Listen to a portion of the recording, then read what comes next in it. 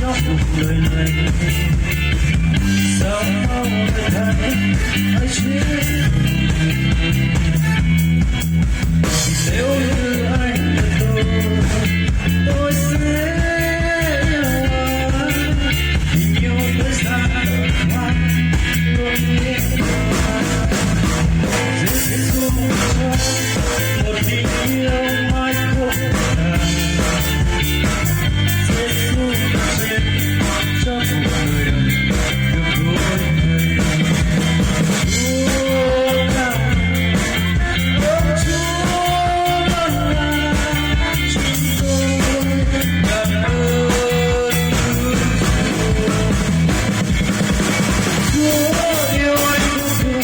vì yêu Chúa ơi sao ai thật tha tại nơi thật xa Giêsu cho anh mà sao